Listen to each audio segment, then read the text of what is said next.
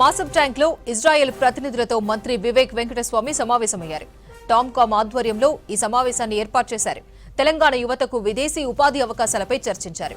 నిర్మాణ రంగంలో ఇజ్రాయెల్లో ఉద్యోగాల కల్పనకు సంబంధించిన చర్యలపై సమగ్రంగా చర్చించారు. ఎన్ఎస్డీసీఐ, పీఐబీఏ భాగస్వామ్యంతో శిక్షణ కార్యక్రమాలు చేపట్టాలని నిర్ణయించారు.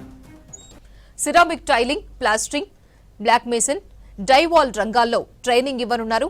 ఇజ్రాయెల్ నుంచి 1200 మంది కార్మికులను డిమాండ్ చేశారు. 2025 నవంబర్లో నిర్వహించిన ప్రీ స్కిల్ టెస్టులో 4247 మంది పాల్గొన్నారు. 2059 మంది అభ్యర్థులు అర్హత సాధించారు. 1200 మందికి తుది స్కిల్ పరీక్షలు నిన్న మొదలయ్యాయి. ఈ నెల 10 వరకు కొనసాగనున్నాయి.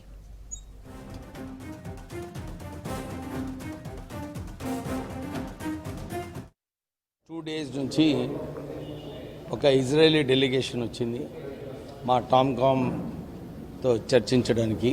1000 మంది మేసన్స్, ఇంట్లో పనిచేసే వారిని వాళ్ళు రిక్రూట్ చేసుకోవాలని చెప్పి వారి ఇండెంట్ మన ఎన్ఎస్డిఎల్తోని వారికి ప్రపోజల్ వచ్చింది.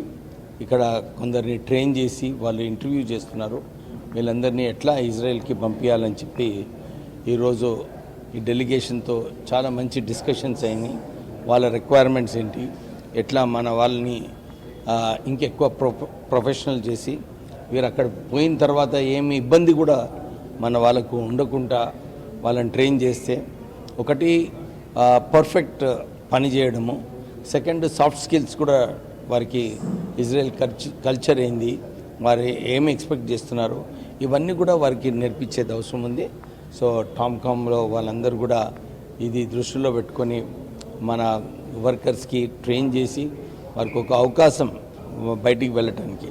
ఎందుకంటే మన భారతదేశంలో తెలంగాణలోనే టామ్కామ్కి 90 కోట్ల రూపాయలు ఈ బడ్జెట్లో పెట్టడం జరిగింది. ఓవర్సీస్ ఎంప్లాయ్మెంట్ కోసము వీళ్ళందరినీ ట్రైన్ చేసి పంపించడానికి తెలంగాణ గవర్నమెంట్ ముఖ్యమంత్రి గారు ఈ నిర్ణయం తీసుకున్నారు.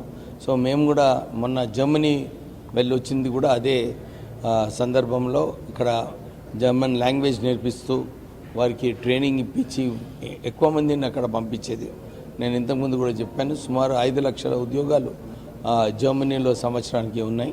సో చాలా పెద్ద ఛాలెంజ్ ఇది. ఎందుకంటే జర్మన్ లాంగ్వేజ్ నేర్పించడము, వీళ్ళందరినీ ఒక సిస్టంలో వీళ్ళందరూ కూడా పనిచేస్తే ఫ్యూచర్ రిక్రూట్మెంట్ ఈజీగా అవుతుంది.